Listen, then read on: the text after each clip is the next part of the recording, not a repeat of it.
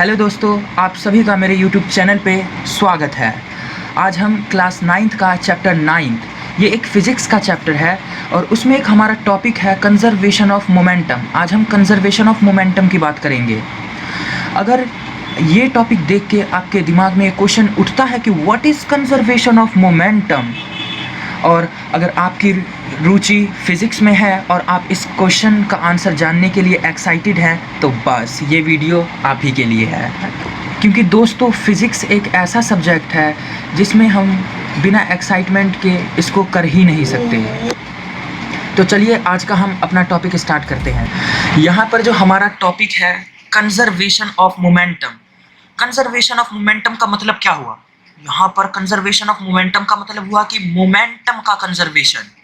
क्या मतलब हुआ यहाँ पर? मोमेंटम का कंजर्वेशन। अब यहाँ पे बोला ही जब गया है क्वेश्चन में कि मोमेंटम का कंजर्वेशन, तो सबसे पहले हमें ये तो पता होना चाहिए कि मोमेंटम होता क्या है। तो हम एग्जाम्पल से पहले मोमेंटम को समझते हैं। माना हमारे पास कोई दो ऑब्जेक्ट है।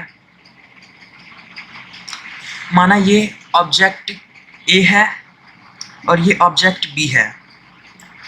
हमने माना ऑब्जेक्ट ए का जो मास है वह 0.1 किलोग्राम है और ऑब्जेक्ट बी का जो मास है वह भी 0.1 किलोग्राम है। ऑब्जेक्ट ए का जो वेलोसिटी है वह 5 मीटर पर सेकंड है और ऑब्जेक्ट बी का जो वेलोसिटी है वह 10 मीटर पर सेकंड है। दोस्तों, अगर मैं आपसे यहाँ पर क्वेश्चन पूछता हूँ कि बताइए ऑब्जेक्ट ए और ऑब्जेक्ट बी में से किस ऑब्जेक्ट को रोकना आपके लिए मुश्किल होगा, तो आप देखेंगे और सीधा बताएंगे कि ऑब्जेक्ट बी को रोकना हमारे लिए मुश्किल होगा। इसे हमने कंडीशन 1 कहा। हमने माना है कि ये कंडीशन 1 हो गई है, ठीक है। उसके बाद फिर हम दो ऑब्जेक्ट लेते हैं। फिर से हम पहले ऑब्जेक्ट को ऑब्जेक्ट ए नाम देते हैं और दूसरे ऑब्जेक्ट को हम ऑब्जेक्ट बी नाम देते हैं।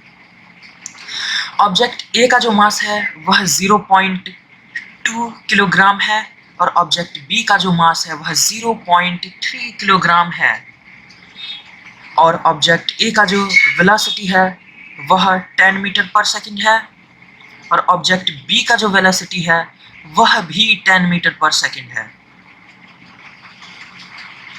अब मैं फिर से यहाँ पे आपसे क्वेश्चन पूछता हूँ कि बताइए ऑब्जेक्ट ए और ऑब्जेक्ट बी में से किस ऑब्जेक्ट को रोकना आपके लिए मुश्किल होगा। तो आप इस कंडीशन को देखेंगे और बताएंगे कि ऑब्जेक्ट बी को रोकना हमारे लिए मुश्किल होगा। हम इसे भी कंडीशन 2 नाम दे देते हैं, ठीक है। अब दोस्तों, हम कंडीशन 1 और कंडीशन 2 में जो वैल्यूज दी हुई हैं उनका हम एनालाइज करते हैं और हम देखते हैं। पहले हम कंडीशन 1 को देखते हैं। कंडीशन 1 में दो ऑब्जेक्ट है, ऑब्जेक्ट ए और ऑब्जेक्ट बी है। हम दोनों ऑब्जेक्ट का जब मास देखते हैं तो यहाँ पर दोनों ऑब्जेक्ट का जो मास है वह इक्वल है, लेकिन जो इनका वेलोसिटी है वो अलग अलग है।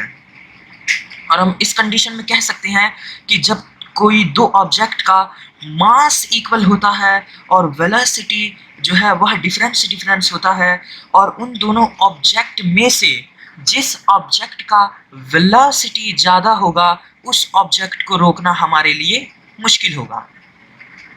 इसी तरीके से जब हम कंडीशन 2 में देखते हैं और ऑब्जेक्ट ए और ऑब्जेक्ट बी में जो वैल्यूज दी हुई है उसे देखते हैं तो हमें पता चलता है कि कंडीशन 2 में ऑब्जेक्ट ए और ऑब्जेक्ट बी का जो वेलोसिटी है इस बार वेलोसिटी सेम है, वेलोसिटी एक दूसरे के इक्वल है, लेकिन इन दोनों ऑब्जेक्ट का जो मास है वो अलग अलग है। तो यहाँ पर हम ये कह सकते हैं कि जब किसी दो ऑब्जेक्ट का वेलोसिटी इक्वल होता है और मास डिफरेंस होता है, मतलब अलग अलग होता है उनका मास, तो इन दोनों ऑब्जेक्ट में से जिस ऑब्जेक्ट का मास ज़्यादा होता है उस ऑब्जेक्ट को रोकना हमारे लिए मुश्किल होता है। अब कंडीशन 1 और कंडीशन 2 को हम फिर देखते हैं। तो कंडीशन 1 में हमें पता चलता है कि यहाँ पर वेलोसिटी जिसका ज़्यादा था उसकी वजह से हमें उस ऑब्जेक्ट को रोकने में मुश्किल हुई, और कंडीशन 2 में हमें पता चला कि जिस ऑब्जेक्ट का मास ज़्यादा था उस ऑब्जेक्ट को रोकना हमारे लिए मुश्किल हुआ। अब जब हम इन दोनों कंडीशन 1 और कंडीशन 2 को देखते हैं। अब यहाँ पर क्वेश्चन उठता है कि मैंने दो कंडीशन ही क्यों लिया, कंडीशन 1 और कंडीशन 2 मैंने क्यों लिया। हमने कंडीशन 1 और कंडीशन 2 इसलिए लिया है, जब हम कंडीशन 1 में देखते हैं तो दो ऑब्जेक्ट है, इन दोनों ऑब्जेक्ट का जो मास है वह इक्वल है, लेकिन इनका जो वेलोसिटी है वो अलग अलग है, और जिसका वेलोसिटी ज़्यादा था उस ऑब्जेक्ट को रोकना हमारे लिए मुश्किल हुआ।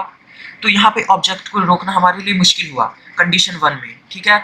और कंडीशन 2 में हम देखते हैं तो कंडीशन 2 में दोनों ऑब्जेक्ट का जो वेलोसिटी है, इस बार वेलोसिटी इक्वल है लेकिन मास अलग अलग है, और जिस ऑब्जेक्ट का मास ज़्यादा हुआ उस ऑब्जेक्ट को रोकना हमारे लिए मुश्किल हुआ। तो दोनों ही कंडीशन में ऑब्जेक्ट को रोकना तो मुश्किल ही हो रहा है, ठीक है।